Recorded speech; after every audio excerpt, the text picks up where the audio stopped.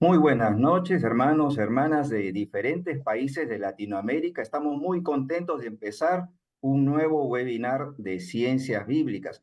Reciban el saludo de sus hermanos de las Sociedades Bíblicas Unidas. Estamos comprometidos con hacer la Biblia accesible a las personas y también con que las personas interactúen con la palabra de Dios. Es por eso que hemos creado ya desde el año 2020, con la pandemia, creamos este espacio de encuentro con la Biblia, donde buscamos traerle los mejores profesores para que puedan ustedes crecer en el conocimiento bíblico. La Biblia se utiliza en el culto, en la escuela dominical, en el discipulado, en la evangelización, en las células, en los seminarios, en los devocionales, ¿no? Sin la Biblia no hay liturgia, no hay prédica, no hay evangelización, no hay misión, no hay iglesia. De allí la importancia del ministerio de las Sociedades Bíblicas Unidas. Queremos agradecer al equipo que cada semana nos apoya, eh, que sin ellos no podríamos llevar a cabo, ¿no? Entonces, Raúl Velázquez está ahora atrás de la parte técnica y tenemos siempre a nuestro hermano Abraham Márquez y Rolando Villenas acompañándonos en esta noche. Y como cada semana tenemos 40 minutos de exposición y luego pasamos a un periodo de preguntas y al término del webinar presentamos el webinar de la semana siguiente, ¿no? Queremos pedirle a los que se conectan por primera vez que no saben, que les pedimos para que en el chat coloquen su nombre y su país porque hacemos un sorteo de recursos bíblicos entre las personas que lo hacen, ¿no? También les pedimos que realicen sus preguntas, en este caso hacen sus preguntas al chat a la persona que está renombrado con preguntas, que es nuestro hermano Abraham Márquez. A ver, saluda, ahí está nuestro hermano Abraham Márquez. Entonces, háganle sus preguntas al chat directamente a su persona. Y como cada semana estamos leyendo un versículo bíblico, entonces vamos a leer un versículo bíblico, leemos un versículo bíblico en la versión Reina Valera 1960 y un versículo bíblico, el mismo versículo en la Reina Valera contemporánea. A ver, Raúl no se ve completo, si lo puedes volver a compartir, por favor. A ver. Si lo puedes dejar de compartir, ahí hasta ahora sí está completo, ¿no? Entonces, es Génesis 3:14. En nuestra Biblia favorita, la Reina Valera de 60, dice, y Jehová dijo a la serpiente, por cuanto esto hiciste, maldita serás entre todas las bestias y entre todos los animales del campo. Sobre tu pecho andarás y polvo comerás todos los días de tu vida, ¿no? Y en la Reina Valera contemporánea dice, ustedes pueden ir viendo, comparando las diferencias. Dios, el Señor dijo, ahí vemos ya una diferencia que se refiere a Jehová como Señor, dijo entonces a la serpiente, ¿no? Por esto que has hecho, maldita seas entre todas las bestias y entre todos los animales del campo, ¿no? Te arrastrarás sobre tu vientre, ¿no? Entonces, y polvo comerás todos los días de tu vida, ¿no? Entonces, ahí podemos ver que dice en la Reina Valera 60, sobre tu pecho andarás, ¿no? Entonces, y en la Reina Valera contemporánea, te arrastrarás sobre tu vientre. Entonces, ahí vemos las diferencias y los cambios que se han realizado para que se mantenga el mismo sabor de la Reina Valera 60 con la cual crecimos y memorizamos muchos versículos, pero en un lenguaje más contemporáneo con el lenguaje latinoamericano que hablamos cada uno de nosotros. Y vamos a encomendar este webinar en oración. Amantísimo Padre Celestial, te damos gracias en esta noche por este webinar. Te agradecemos, Señor, por tu palabra que va a ser expuesta, que nos anime, que nos guíe, Señor, que nos dé fortaleza y te pedimos por el expositor, el pastor Darío López. Señor, te pedimos para que tu palabra se haga vida en cada uno de nosotros. Oramos en el nombre de Cristo Jesús. Amén. Y bueno, vamos a presentar ya al expositor de esta noche. Vamos a presentar al expositor de esta noche, que es el pastor Darío López. A ver, vamos a ver cuántas personas tenemos ya conectados. 191 personas y siguen conectándose más personas. Ya ahorita vamos a llegar a las 200 personas. El pastor Darío López es alguien a que conozco ya desde hace muchos años atrás. Él es PhD, es doctor del Oxford Center for Mission Studies de Inglaterra. Es pastor de la Iglesia de Dios del Perú en Villa María del Triunfo, profesor visitante en varios centros de educación teológica en América Latina, ¿no? Y bueno, él lo coloca así. Yo les comento que una vez fui a llevar a un curso en Dallas, en Estados Unidos, y uno de los pastores participantes me dice, ¿lo conoces a Darío López?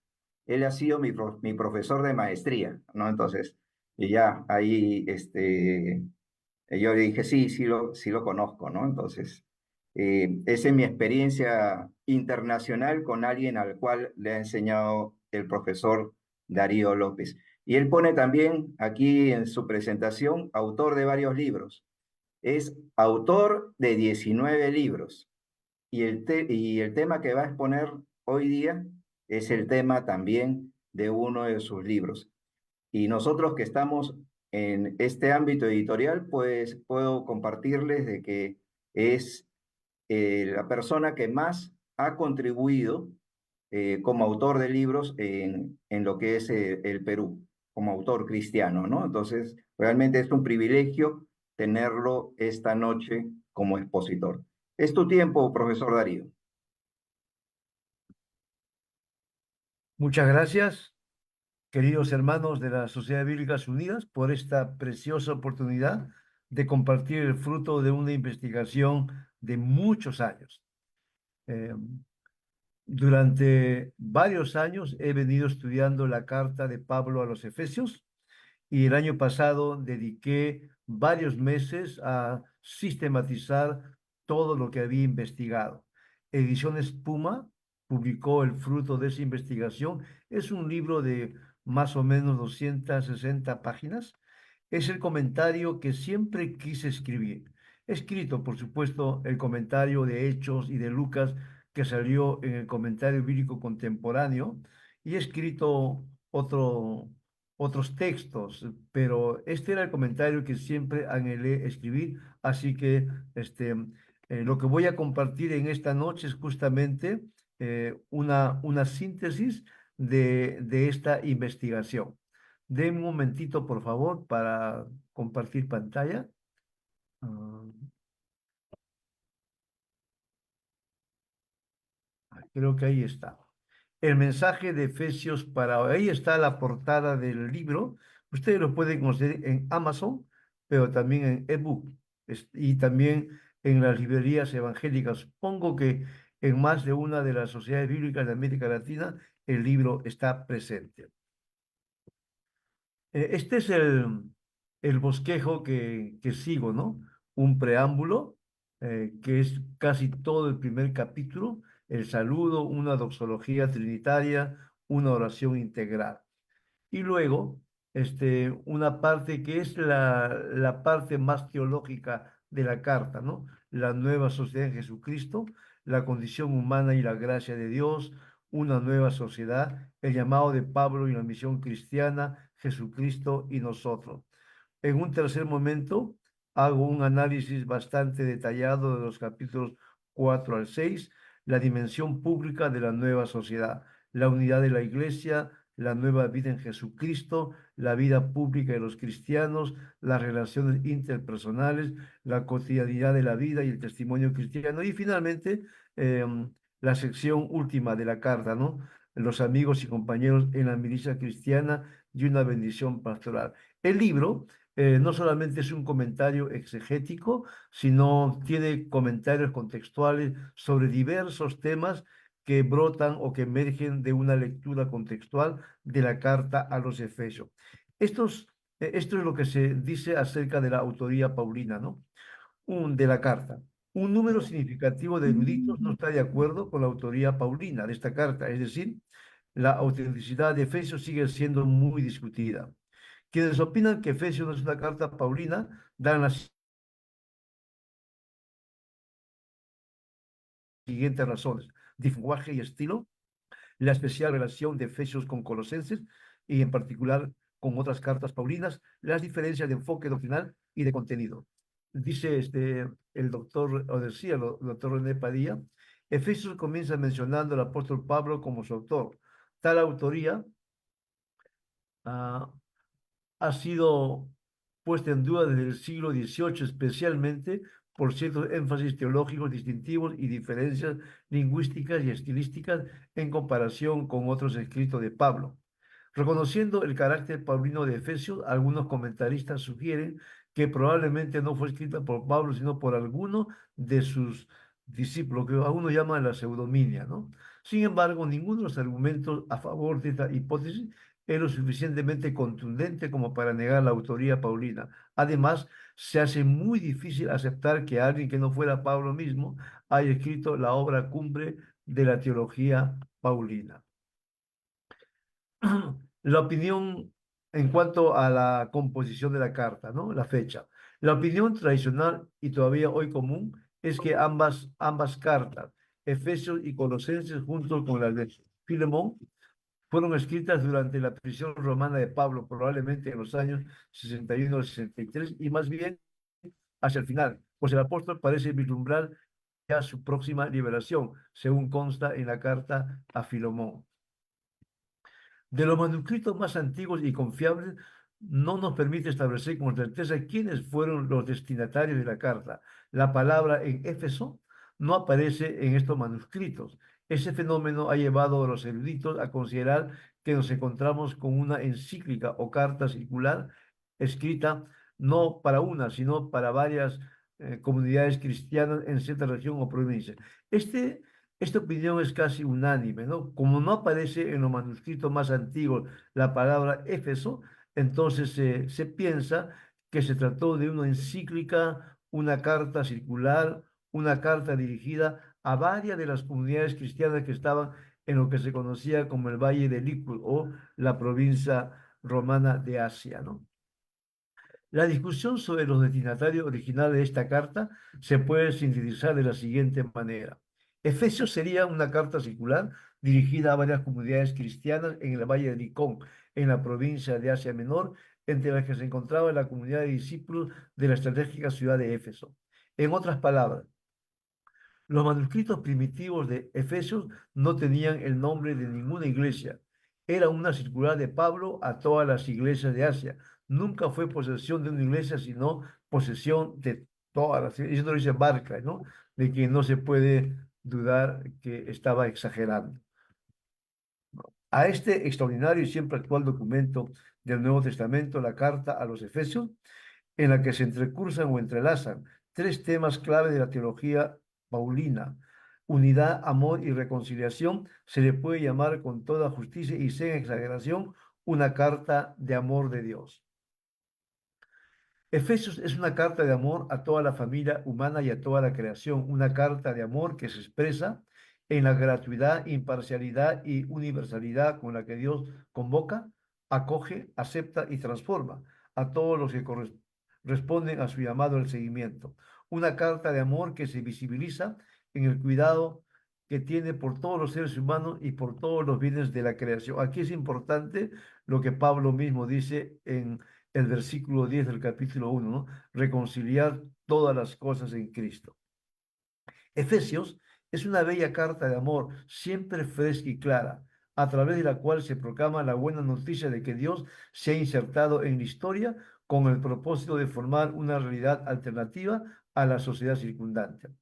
Esta realidad alternativa o nueva humanidad es la iglesia, el cuerpo de Cristo, el Mesías que vino a liberarnos de todas las opresiones para ser embajadores de la vida, la justicia y la paz de Dios en nuestros contextos particulares de misión. La iglesia es simultáneamente portadora y pregonera de ese mensaje, aunque en realidad ella misma, la iglesia, Cuando actúa como un cuerpo unido, sin fisura y solidario, ya es en sí misma un mensaje fresco y contundente en realidades humanas conflictivas por razones étnicas, políticas, culturales, económicas o religiosas. Este documento del Nuevo Testamento es una carta de amor cuyos destinatarios son no solo los cristianos, sino también, como se afirma en la carta, todos los seres humanos y toda la realidad creada. Así es en efecto, porque según el mensaje de Efesios, el propósito de Dios apunta a reunir todas las cosas en Cristo, así las que están en los cielos como las que están en la tierra. La formidable arquitectura teológica de esta carta subraya que el proyecto salvífico de Dios apunta a una shalom integral que se expresa visiblemente en la Iglesia, cuya vocación histórica como morada de Dios en espíritu es ser embajadora del amor transformador de Dios. La intención de Dios no ha cambiado. Él, mediante Cristo, ha introducido en la historia humana una nueva realidad, la Iglesia, como signo y señal visible de la redención integral de todo y para todos. Desde el inicio hasta el final de este extraordinario documento del Nuevo Testamento, se respira a cada paso este tema transversal, la reconciliación de todas las cosas mediante Cristo. Él vino a liberarnos de todas las opresiones y de los prejuicios sociales, culturales y religiosos que separan a los seres humanos y que violentan la vida y la dignidad de las personas. El mensaje El mensaje de reconciliación de esta carta es especialmente importante en un mundo fragmentado y convulsionado por problemas sociales, políticos, culturales y religiosos que separan a los seres humanos y que conspiran contra el propósito de vida, justicia y paz de Dios. Dentro de esa crítica y compleja realidad, la proclamación de la reconciliación en Cristo es un mensaje liberador y transformador tan necesario y urgente como lo fue en el primer siglo.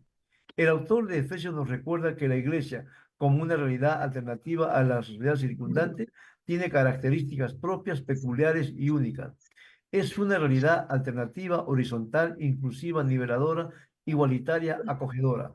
Fíjense ustedes la manera como yo estoy interpretando lo que Pablo dice acerca de la Iglesia, ¿no? No como resultado de la voluntad y la iniciativa humana, sino como consecuencia de la gracia y la justicia divina. En su seno, o desaparecen o tienen que desaparecer todas las divisiones que están presentes en las sociedades humanas de diversos signos y trasfondo político e ideológico.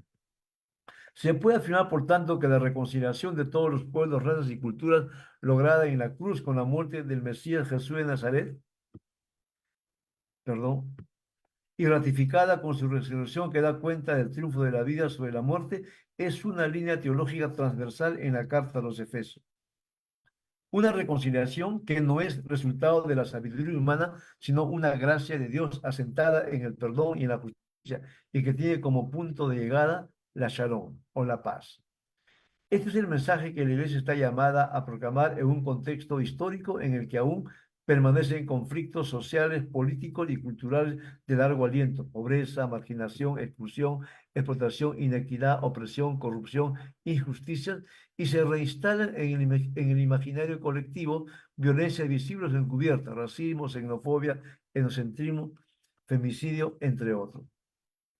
En esta realidad compleja y conflictiva se hace necesario insistir una y otra vez en el testimonio de la Iglesia como una realidad alternativa que, con su palabra y testimonio, anuncia la novedad de vida que el reino de Dios trae consigo. Un reino de vida, justicia y paz para todos. De acuerdo a Efesios, la vocación histórica de la Iglesia no es cualquier comisión, encargo, tarea o delegatura. La Iglesia tiene la vocación de ser una contracultura que no se acomoda a la sociedad predominante. Cuando la Iglesia cumple con su vocación histórica de ser la agencia humana a través de la cual se anuncia públicamente la buena noticia del reino de Dios con palabras y acciones concretas de amor y de justicia a todas las personas, recompone por la gracia de Dios lo que el pecado en sus diversas manifestaciones ha distorsionado, desfigurado y desmantelado. El pecado personal, social, el pecado estructural, ¿no? En esta bella carta de amor se afirma que todas las personas tienen acceso mediante Cristo a la reconciliación que el Padre les ofrece por la acción del Espíritu de vida, justicia y paz. Así avanza la nueva sociedad en Jesucristo, leudando a la sociedad circundante y sin justificar ni legitimar las distintas violencias que atentan contra el propósito de Dios de reconciliar todas las cosas. La carta a los Efesios nos recuerda, por lo tanto, que Dios actúa soberanamente en la historia mediante la comunidad mesiánica para liberarnos de las consecuencias del pecado personal, social y estructural. Este documento del Nuevo Testamento es una carta para la Iglesia Universal, una carta de amor para todas las personas, pueblos y culturas del mundo, una carta de amor abierta para todos y que es, sin duda alguna, uno de los documentos más influyentes en la Iglesia cristiana. Esta es una literatura que me gustaría que ustedes la conozcan, si no la conocen ya, y que yo recomiendo mucho, ¿no? El comentario a los Efesios de John Stott, que en inglés, en el idioma original en el que fue escrito, es la nueva sociedad. Lo tradujeron para castellano como la nueva humanidad y hoy solamente lo publican como la carta a los Efesios. El libro de Mackay, que aunque tiene como 60 años de existencia, sigue siendo un libro muy bueno, El orden de Dios y el desorden del hombre.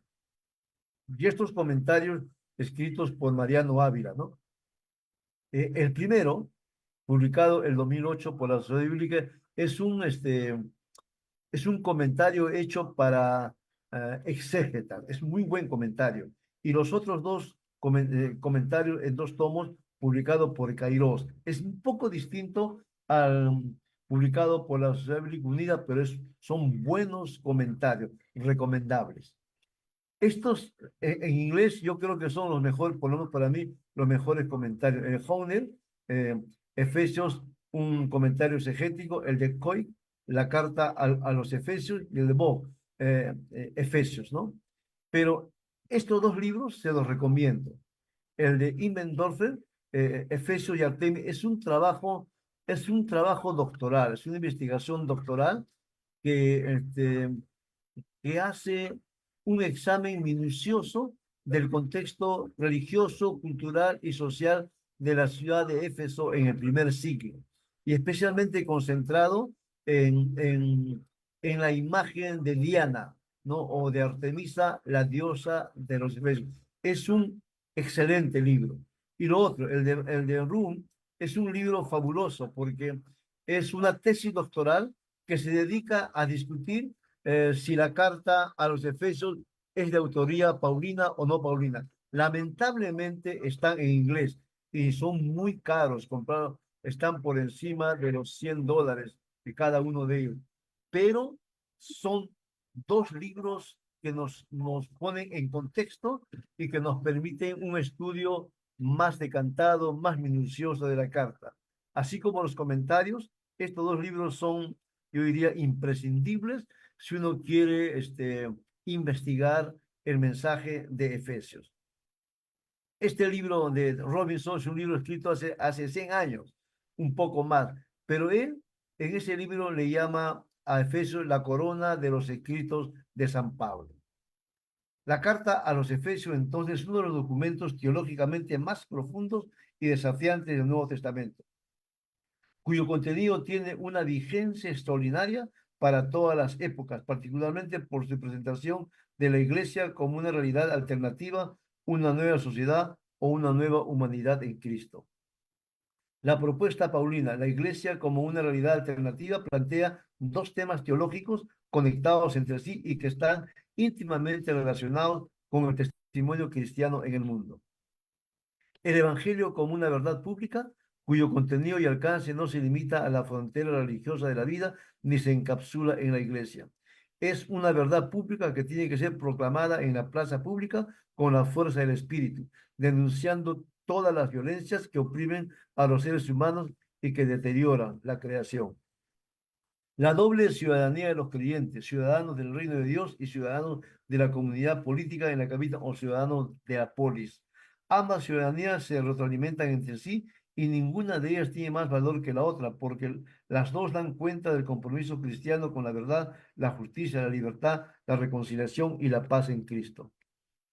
La epístola a los Efesios está considerada como una de las cartas más bellas escritas por Pablo, la más grande y la más profunda de toda su escritura, la corona y el clímax de la teología paulina, la primera declaración de la teología paulina. Esta carta es música pura, belleza incomparable, pintura majestuosa de la teología paulina y es única entre las cartas atribuidas a Pablo. De la carta a los Efesios se afirma también que puede ser descrita como la quinta esencia del paulinismo y que resume en gran medida los temas principales de los escritos paulinos unidos con el motivo central de su ministerio como apóstol de Cristo a los gentiles. De esta carta se puntualiza además que los grandes hechos redentores de la fe cristiana se nos muestran aquí en su esplendor objetivo. Cuando se examina con cuidado el contenido de la carta, no cabe duda que en la primera parte de la misma, los primeros 3 capítulos, más teológica, se sientan las bases de la Iglesia como una realidad alternativa o una nueva sociedad en la que encuentran acogida todas las personas sin ninguna forma de discriminación. La primera parte, dentro de una bendición y una doxología, expresa el ruego del apóstol de que los cristianos procedentes de la gentilidad conozcan la magnitud y el ministerio de su vocación al cuerpo de Cristo, que es la iglesia. En la segunda parte, los capítulos 4 al 6, más práctica y asentada sobre lo teológico, se describe la dimensión pública de la iglesia como una realidad alternativa o una nueva sociedad insertada como señal y signo del propósito liberador de Dios en la historia en las distintas sociedades humanas.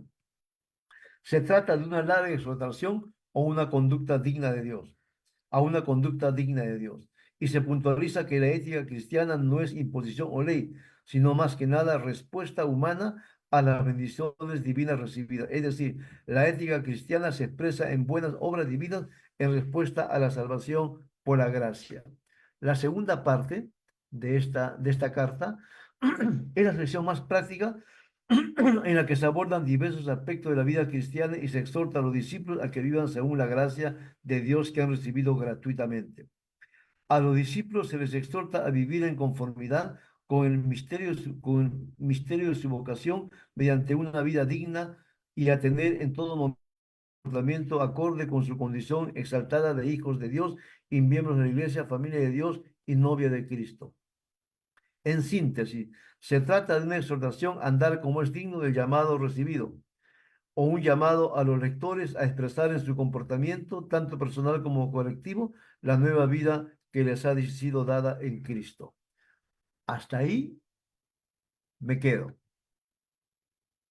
Y creo que más o menos hemos avanzado casi 25 minutos y el resto lo podemos dedicar a conversar. Pero quiero puntualizar lo siguiente, queridos hermanos. Am, Sería bueno que ustedes tengan acceso al libro, porque ahí está en mayor detalle y la bibliografía es bastante amplia, tanto en inglés como en castellano. Dediqué mucho tiempo a la investigación y a la comparación, o sea, y que a mí me parece importante.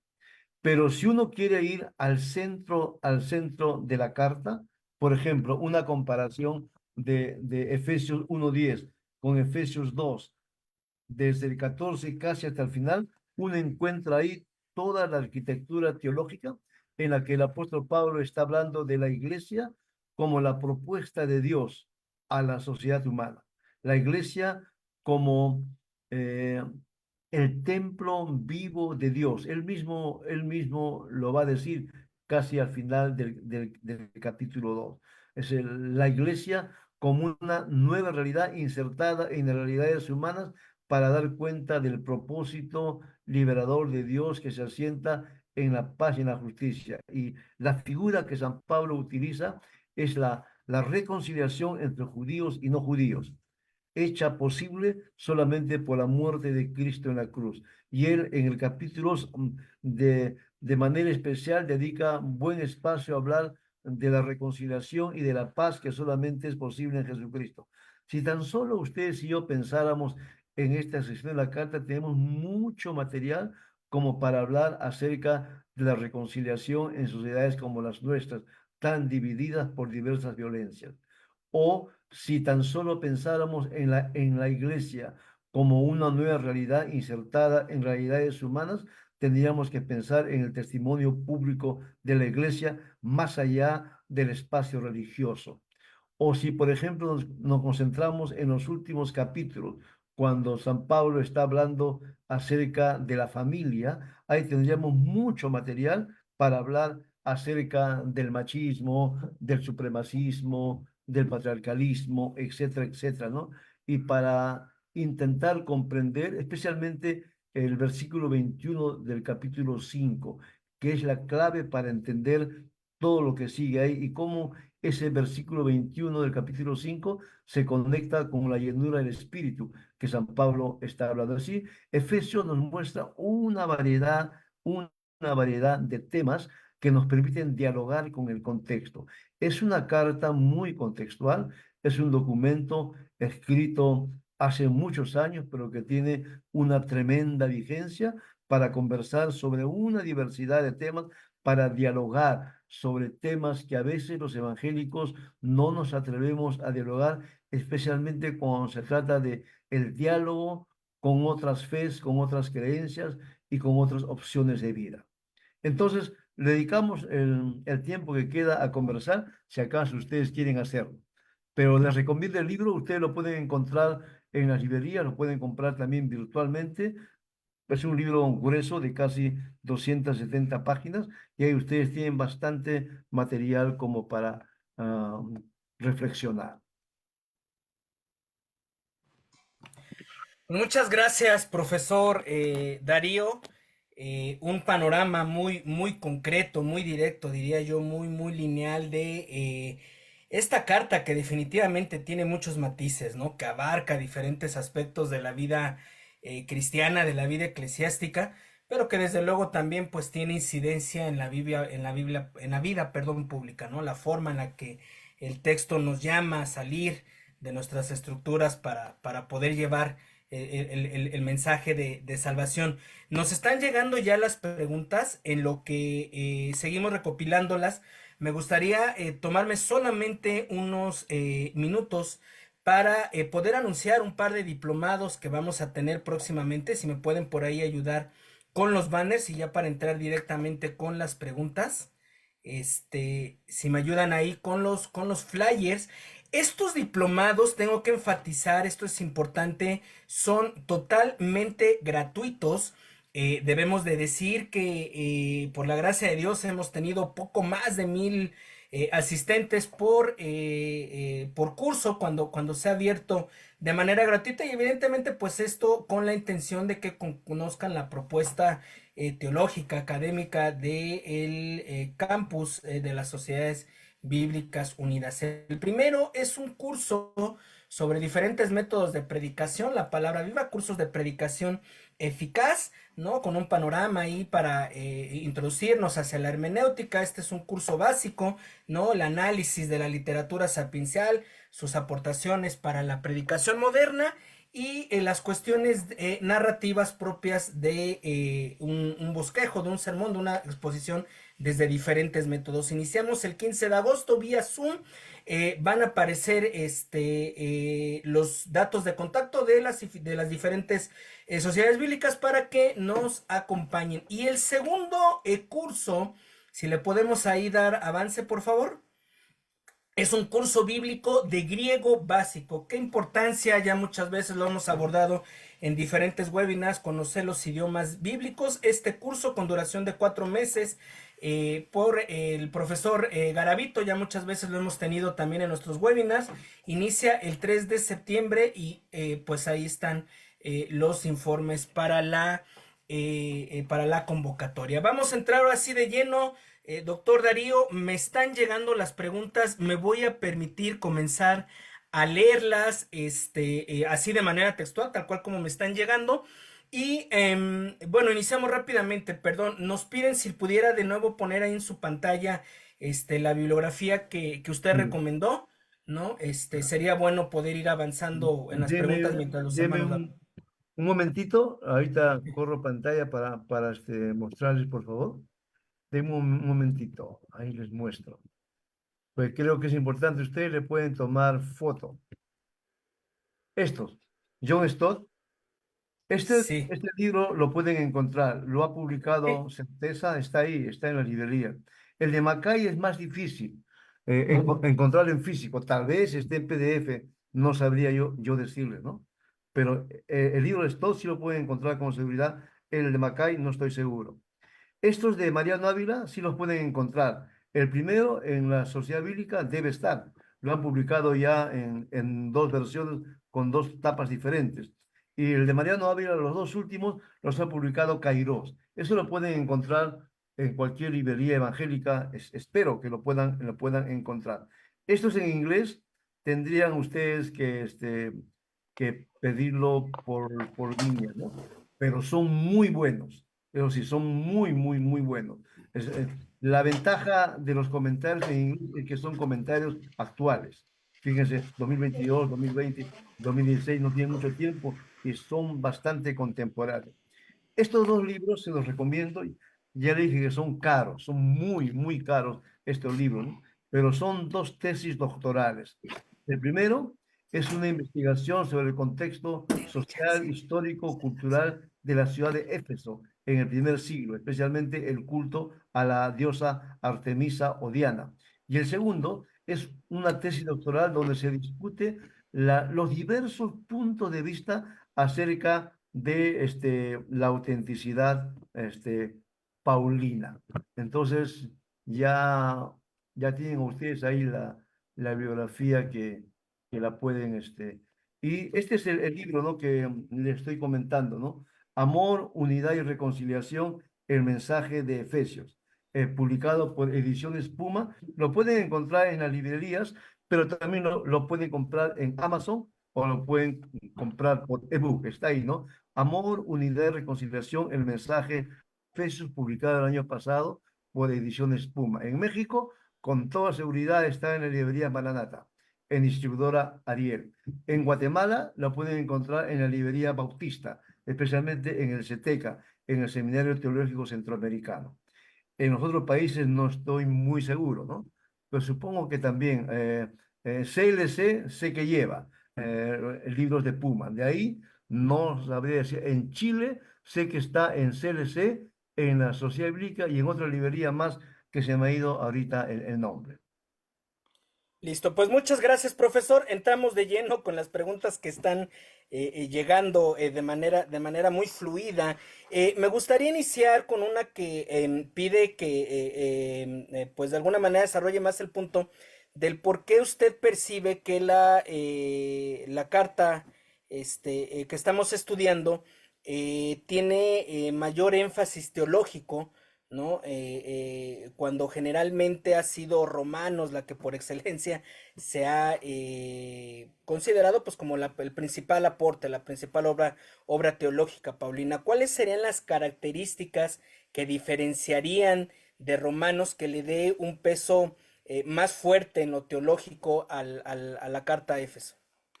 Bueno, en realidad depende de la perspectiva de cada uno. Para otros será, para los pentecostales será la primera carta a los Corintios, para otros será Gálatas, para otros Colosenses y Efesios.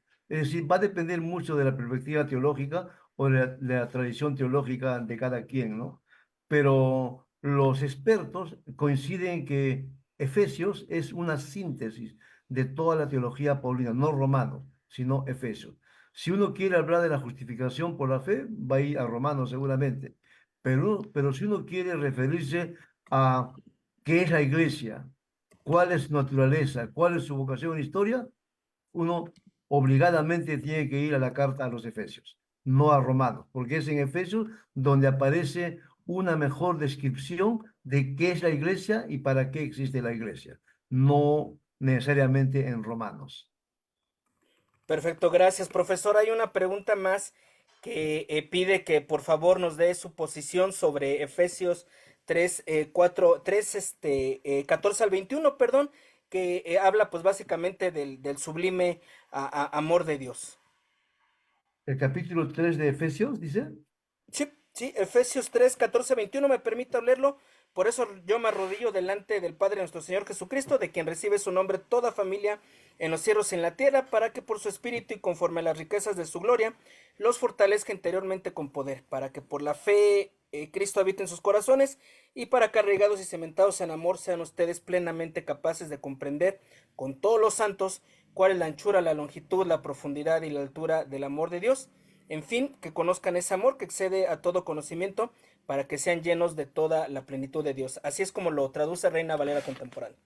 Sí, es una de las oraciones, ¿no? La primera está en el capítulo 1, esta es otra oración. San Pablo escribe y de pronto aparece con una doxología como esta, ¿no? Pero si uno la contrasta con la que aparece en el capítulo 1, es una de las oraciones en las cuales para Pablo el centro, el corazón de la fe es Cristo y Cristo exaltado, ¿no? Y ahí lo que está haciendo en esa oración el apóstol Pablo es reconocer la presencia de Cristo en la iglesia como el centro y el motor de la vida de la iglesia, Como el centro y motor el motor de de la la vida vida y la de la vida misión de de la la iglesia. iglesia. Este concepto es bastante interesante, ¿no? Nos piden también una explicación sobre a qué se refiere Pablo en Efesios 5, 14 al 21. De nueva cuenta lo voy a leer en Reina Valera Contemporánea. Por eso dice, despiértate tú que duermes, levántate de entre los muertos y te alumbrará Cristo. Por tanto, cuidado con su manera de vivir, no vivan ya como necios, sino como sabios. Aprovechen bien el tiempo, porque los días son malos. Ya, pero en realidad no pueden sacar ese pasaje de todo el capítulo. Si ustedes se dan cuenta, en el capítulo 5 San Pablo está hablando de cuál es la vocación y o cómo debe ser el peregrinaje de los cristianos en la sociedad o en el mundo. Fíjense, por ejemplo, está haciendo una descripción de las formas, cómo los cristianos tienen que comportarse. Y el centro está, fíjense, en el versículo 11: no participéis en las obras infructuosas de las tinieblas, sino más bien reprendedlas. Todo el centro del capítulo 5 es cómo debe ser el creyente lleno del Espíritu. O sea, no hay que sacar ese versículo de todo lo que está ahí. Todo tiene que ver con andar en el Espíritu y cómo eso se expresa en la transformación de la vida y en la capacidad de relacionarse de manera positiva con todo lo demás. Y el centro es, sean luz, anden como hijos de luz, no se mezclen con las tinieblas, renuncien a esa vida. Perfecto, gracias, profesor. Perdón, por ahí tuvimos un brinquito en el internet, en la transmisión. Eh, Preguntan, Pablo y el calvinismo, preguntan si el capítulo 1 de esta carta podría ser el sustento desde la narrativa de Pablo para abordar el tema de la predestinación como lo hacen las corrientes calvinistas. Sí, pero también está la primera carta de Pedro, ¿no? Que uno puede decir, pero en realidad si uno lee todo el capítulo, el énfasis no está ahí. El énfasis está hablando de el lugar que tenemos ahora en Cristo, todos, sin excepción. Propósito eterno de Dios. No necesariamente su énfasis hay que verlo de una mirada calvinista extrema, ¿no? Sino que el énfasis está por otro lado. No hay que quedarnos solamente en el versículo 4, sino hay que leer todo lo que San Pablo está diciendo ahí. Y el centro está en realidad en el versículo 10. El propósito de Dios apunta a la reconciliación de todas las cosas. Y esa es la vocación histórica de la iglesia, ¿no? Entender que el propósito salvífico de Dios es volver al principio. Y eso solamente es posible en Cristo, según Pablo. Perfecto. Gracias, profesor. Aquí hay una pregunta donde refiere que usted en algún momento de la exposición mencionó que Efesios es la quinta esencia del paulinismo. Eh, Preguntan cuáles serían estas esencias que anteceden a esta quinta esencia. No, no, a ver, Macay no está diciendo que hay muchas esencias. Lo que está diciendo es que Efesios es una síntesis de toda la teología paulina. Efesios visibiliza todo lo que San Pablo creía acerca de Cristo y de la iglesia. Cuando uno usa la palabra quintesencia, está diciendo es la riqueza de un concepto, de una idea, de una creencia, de una fe. Está hablando del centro neurálgico de la fe. Y está diciendo, Macay lo que dice es que Efesios da cuenta de eso. Es un resumen excelente, una síntesis de la comprensión paulina acerca de Cristo. Perfecto, gracias, profesor. Eh, una pregunta que plantea un tema filosófico que ha sido recurrente, creo yo, sobre todo en los últimos, en los últimos años. ¿Somos salvos de qué y para qué? Yo he visto mucho en redes sociales, por eso me permití citarlo, estos debates, ¿no? Ahí filosóficos de qué nos salva Cristo, por qué nos salva Cristo. En Efesios podríamos encontrar una respuesta al respecto. Sí, por ejemplo, y ese es un problema que tiene la mayoría de los evangélicos, desde mi punto de vista, ¿no? Nos hemos concentrado mucho en Cristo salva y no nos hemos hecho la pregunta de qué nos salva y para qué lo hace. Y ahí es donde es una deuda tremenda que los evangélicos tenemos con América Latina, con la patria grande. Hemos predicado un evangelio privatizado, pero un evangelio sin conciencia social, sin ética social, sin compromiso ciudadano. De lo que hay que pensar aquí, Cristo me libera de las diversas opresiones que me mantenían postrado, pero me libera para contribuir a la construcción de una sociedad diferente. Me libera para ser un mejor, no solamente una mejor persona y un mejor padre de familia, sino para ser un mejor ciudadano. Por eso es que yo he afirmado que el Evangelio es una verdad pública, no es una verdad religiosa. Y es una verdad pública que tiene que ser proclamada en la plaza pública. El ejemplo más claro está el discurso de Pablo en Atenas. Cómo Pablo se atrevió, ¿no es cierto?, a discutir de igual a igual con los filósofos, y era un Pablo que tenía un conocimiento de las diversas escuelas filosóficas de ese tiempo, y un Pablo que conocía el contexto, porque incluso cita una frase de un poeta griego. O sea, el San Pablo que es capaz de dialogar más allá del campo religioso, pero el Pablo que se atreve a proclamar el Evangelio en el ágora, en la plaza pública. Gracias, profesor. Un tema que también nos están enviando y que siempre es un tanto complejo, ¿no? El tema que Pablo aborda en el capítulo 5, concretamente del 22 al 24. Ustedes, las casadas, honren a sus esposos como honran al Señor, porque el esposo es cabeza de la mujer, así como Cristo es cabeza de la iglesia, la cual es su cuerpo y él su salvador. Así como la iglesia honra a Cristo, así también todas las casadas deben honrar a sus esposos en todo. La pregunta concreta sería exactamente a qué se refiere Pablo con esta aseveración. A ver, lo que los eruditos dicen que la clave para entender todo eso está en el versículo 21, pero en el versículo 21 y antes de lo que está en el versículo 21, que es la llenura del Espíritu. Ahora, si uno lee todo el pasaje hasta el capítulo 6, los primeros 9 versículos, lo que va a entender es, son preguntas básicas, ¿no? Eh, ¿Por qué San Pablo le dedica más espacio a los esposos y menos espacio a las esposas?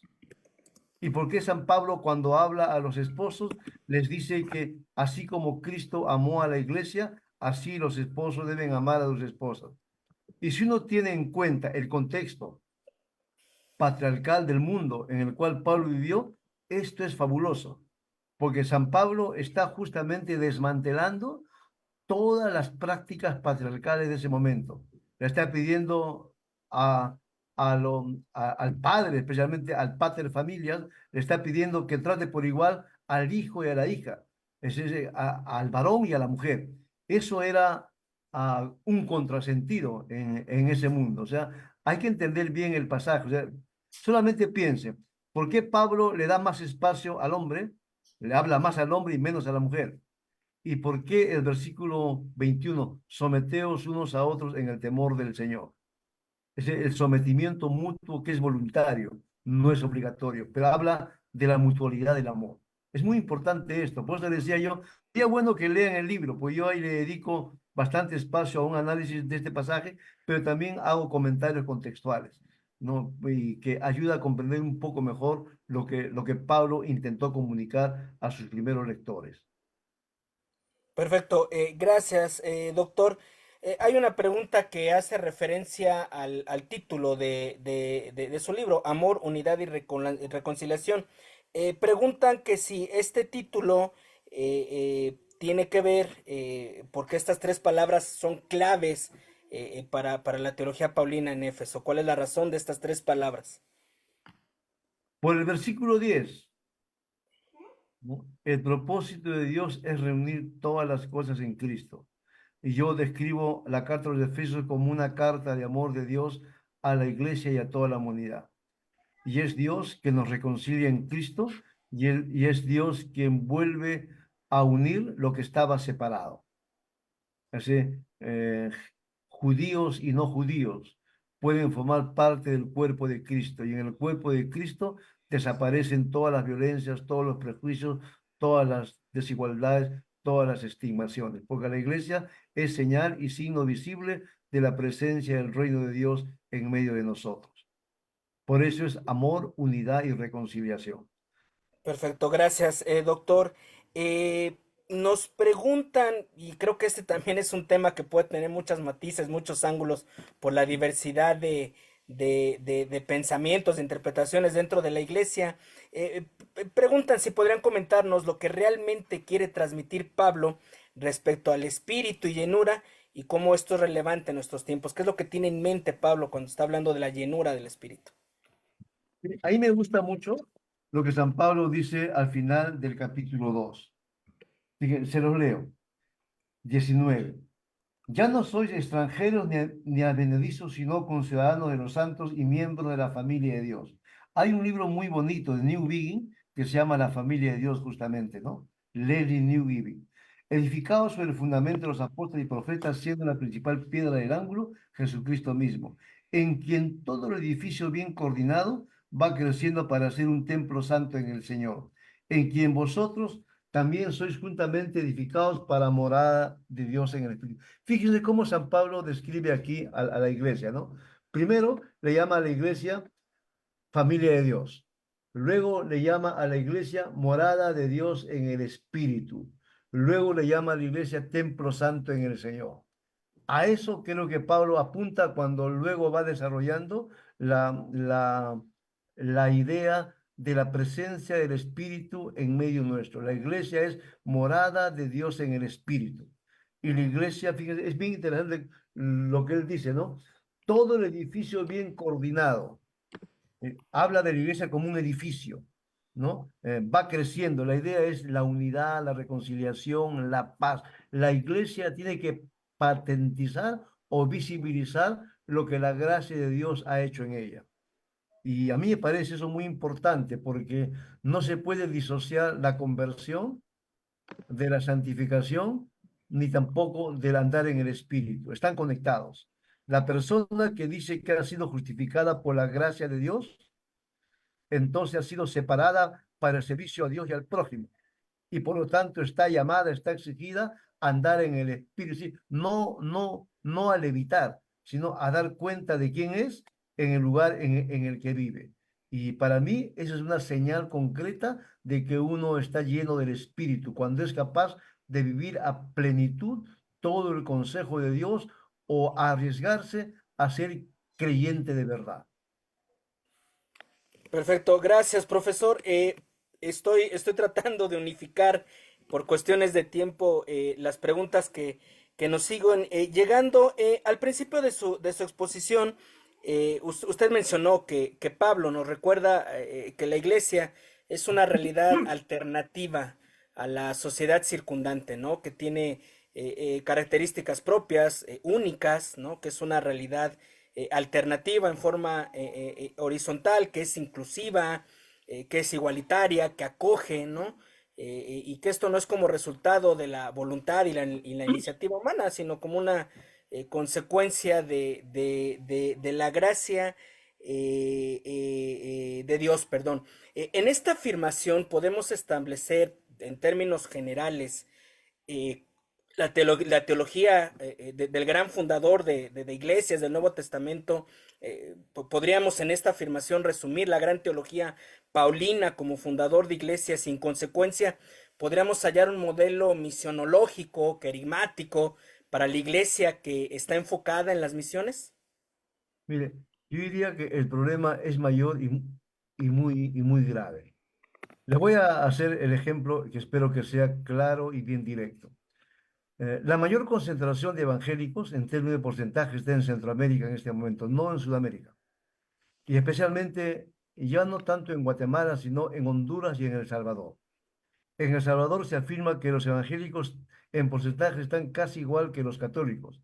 En El Salvador y en Honduras también ha crecido tremendamente, y Guatemala. Pero piensen, Guatemala, Honduras, El Salvador. ¿Qué ha cambiado? Con 30% o más de evangélicos, ¿qué ha cambiado?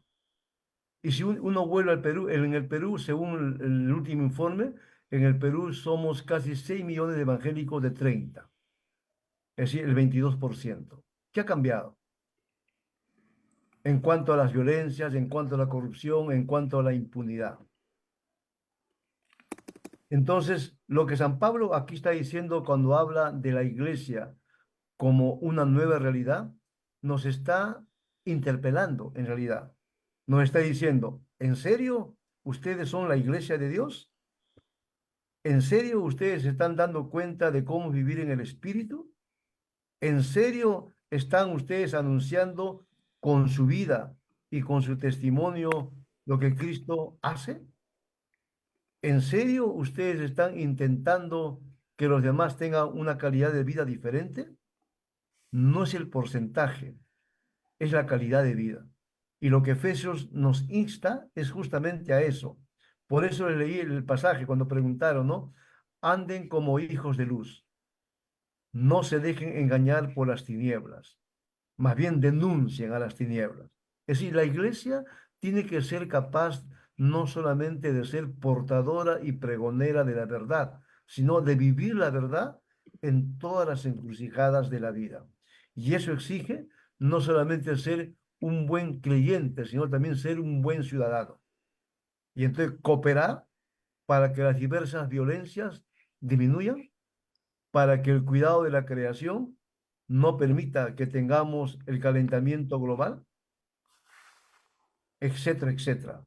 Y yo creo que cuando San Pablo habla en Efesios de la unidad de la iglesia, está diciendo eso. O me gusta mucho el título del libro de Macay, ¿no? El orden de Dios y el desorden humano. La iglesia lo que expresa es el orden de Dios, el deseo de Dios para su mundo. Pero el deseo de los seres humanos parece ser otro. Listo, gracias, profesor.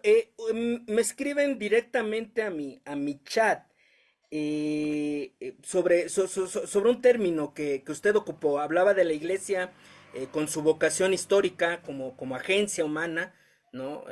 A través de la que se puede anunciar públicamente el evangelio del reino, ¿no? Con palabras, con acciones, con amor, con justicia, ¿no? Y que esto recompone por la gracia de Dios lo que el pecado ha distorsionado. Nos piden que, si puede usted desarrollar un poquito más esta idea de la recomposición por la gracia de Dios. Y los evangélicos somos campeones en denunciar los pecados individuales, ¿no? Borrachera, robo, adulterio, etcétera, etcétera. Muy poco nos preocupamos por el pecado social, pobreza, marginación, y menos por el pecado estructural. Esas tres dimensiones del pecado son los que la Biblia denuncia. De los evangélicos tenemos que ser capaces de pararnos a pie firme y como San Pablo en Atenas, decir la verdad, así se burle de nosotros. Y nunca negociar, nunca subastar el evangelio ante absolutamente nada. La iglesia nunca debe convertirse en capellán de ninguna ideología, de ningún régimen político en particular. La iglesia siempre debe ser la iglesia, independientemente en qué régimen político viva. La iglesia no puede dejar de ser la iglesia. Y yo creo que ese es el mensaje de Pablo en Efesios. La iglesia es la iglesia de Cristo, su única lealtad es a Cristo y la iglesia jamás debe doblegarse ante ningún señor temporal. Y está llamada en su vocación histórica a ser la iglesia, siempre la iglesia. O en el sentido de la reforma, ¿no? Iglesia reformada, siempre reformándose. Siempre, siempre reformándose, y creo que ahí está el énfasis, ¿no? Profesor, otras de las preguntas que me están llegando tiene que ver con este tema que usted abordó de la doble ciudadanía de los creyentes, ¿no? Por un lado, llamados como ciudadanos del reino, pero también como ciudadanos de la comunidad política en la que estamos habitando. ¿Qué implicaciones prácticas puede tener esto desde una iglesia que en todos los países de Latinoamérica se ha visto o interesada o invitada a tomar partido político, incluso a abanderar determinada ideología, corriente, expresión, figura, personaje que ostente cierta bandera político cristiana? ¿Cómo establecer una sana diferencia entre lo que a Pablo se refiere y las expresiones de la iglesia en el continente? Bueno, la explicación es larga, me van a permitir que les robe algunos minutos más. Por un lado, diferenciar, ¿no es cierto?, el ejercicio ciudadano de los creyentes de la iglesia como institución. Los creyentes, en la libertad de su conciencia y en el ejercicio libre de ciudadanía, pueden optar políticamente o electoralmente por quien le parezca. Pero la iglesia como institución, la iglesia orgánicamente, nunca jamás debe apostar por ningún candidato, una ideología o un partido. Eso es muy importante que lo entendamos. Una cosa es el creyente como ciudadano, otra cosa es la iglesia como institución. Hacemos mal si comprometemos a la iglesia con un régimen o con una propuesta electoral determinada. Por otro lado, el tema de la política es un asunto para los creyentes que tienen vocación para eso. No es para todos. No es para los advenedizos, para los principiantes, para los ingenuos, para los arribistas. Es para... eh, Juan Calvino dice, ¿no? La vocación política es tan santa como cualquier otra vocación. Y Lutero decía que si quieres ser un zapatero, sé un buen zapatero. Si quieres ser un carpintero, sé un buen carpintero. La idea bien clave es, si quieres meterte a la política, primero entérate de qué se trata. Y el gran problema de los evangélicos hoy en América Latina es que queremos meternos en la política para imponer nuestro punto de vista, pero no para el bien común. Y no entendemos que uno va al terreno político para representar, para legislar en favor de todos y para cautelar el uso de los fondos públicos y para fiscalizar. Uno no va para defender sus principios religiosos. Si eso no lo tenemos claro, vamos a seguir teniendo los problemas que hoy tenemos, ¿no? Porque en América Latina ya es común que los evangélicos cada vez que hay elecciones, claro, porque tienen ahora mucho voto. En Brasil, por ejemplo, fue muy interesante que el voto religioso fue clave para la última elección. Pero lo mismo pasó en Guatemala, lo mismo pasó en Honduras, lo mismo pasó en Chile, lo mismo pasó en Perú, lo mismo pasó en Colombia. Cada vez el factor religioso, especialmente evangélico, es un dato muy importante en un proceso electoral, porque los evangélicos hoy significamos voto. No solamente somos un sujeto religioso, sino un sujeto social y un sujeto político, y los políticos lo han entendido bien. Por eso nos visitan, porque quieren nuestros votos, no porque quieren favorecernos, ¿no? Bueno, el asunto es largo, en realidad da para un webinar aparte, ¿no? Y bienvenido, profesor, ¿eh? Sería bastante interesante escucharlo. Por cuestiones de tiempo, las preguntas siguen llegando y en verdad agradecemos a todos los participantes. Qué bendición. Definitivamente esto pues nos da perspectiva, ¿no? La relevancia que tienen estos ejercicios y más cuando tenemos a líderes como usted. Gracias a todos por sus preguntas. Insisto, por cuestiones de tiempo tengo que cerrar con una última. La reconciliación, habló usted, entre los judíos y no judías, ¿no? Judíos, perdón. Un tema muy marcado definitivamente en la iglesia del primer siglo. Desde los primeros momentos de la iglesia se ve un claro rompimiento entre estas dos agrupaciones, con todo lo que esto detona y que se narra en el libro de Hechos. Y que bien puede ser un modelo, como usted bien decía, para lo que sucede hoy en nuestras comunidades. En ese sentido, ¿qué ejemplo práctico, qué modelo, perdón, podemos tomar del ministerio paulino para este fin? ¿Cómo llevar a la práctica este llamado que Pablo hace a la reconciliación? Bueno, piensen ustedes en países como Colombia y como Perú. Cuando uno habla de reconciliación, ¿no? No puede haber reconciliación o no puede haber paz sin reconciliación, pero no puede haber reconciliación sin verdad y sin justicia. Y son cuatro términos bíblicos que están presentes en todo el Nuevo Testamento y en el Antiguo Testamento también. O sea, cuando uno habla de reconciliación, necesariamente tiene que referirse a la paz, a la verdad y a la justicia. Y, y ningún proceso de reconciliación va a ser posible a menos que uno sepa la verdad, actúe con justicia y exija justicia y le diga no a ninguna forma de impunidad. En el Perú tenemos ese problema en este momento, ¿no? Luego de años de violencia, hasta ahora no se han resuelto problemas como la reparación a los deudos y los problemas de reconciliación. Aunque se habla de un proceso de reconciliación, eso no se da.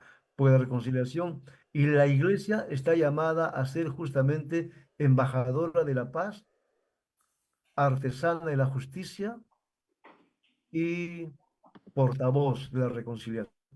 Si la iglesia no hace eso, no puede ser sal, no puede ser luz. Está dejando a un lado su vocación en la historia.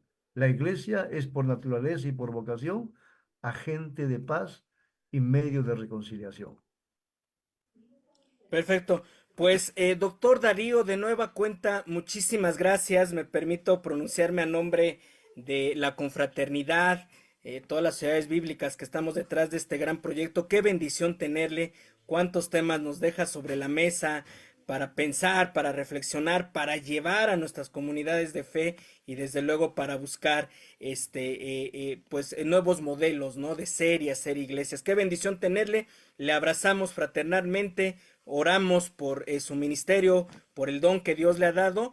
Y ya nada más un anuncio final. Muchas personas preguntaban en el chat por el tema de los diplomados, las inscripciones. El hermano Pablo puso, si gustan subir ahí en el chat, están los links para registrarse. Doctor Darío, muchísimas gracias, que el Señor sea con usted y pasamos a la parte final de la transmisión. Muchas gracias por este tiempo, por las preguntas trabajadas, Abraham, y también gracias, Pastor David, Darío, por estos detalles muy interesantes. Hermanos, voy a compartirles dos detalles muy interesantes en esta noche. Uno de ellos, primero voy a compartirles a los ganadores del beneficio bíblico que van a ir teniendo cada uno de ustedes. Permítanme mencionar del Perú, tenemos a Macedonia Orellana, del Ecuador, Yadira Nieto, de Guatemala, Yuri Martín, de Colombia, Wilber Briñez, de Bolivia, Vladimir Cabrera, de México, Araceli Mo, está abreviado seguramente esos dos apellidos, no puso completo, de Chile, Daisy V. Dentilabial, nada más. Entonces, tenemos ese grupo de personas que deben asomarse a la sociedad bíblica de su país y bueno, recibir esta gran bendición, hermanos, que ustedes han recibido a través de conectarse a la webinar. Muy bien, hermanos, también quiero compartir en este tiempo con cada uno de ustedes la nueva webinar que vamos a tener para este día viernes 16 de agosto. Vamos a tener compartiendo la pantalla que nos va a permitir tenerlo.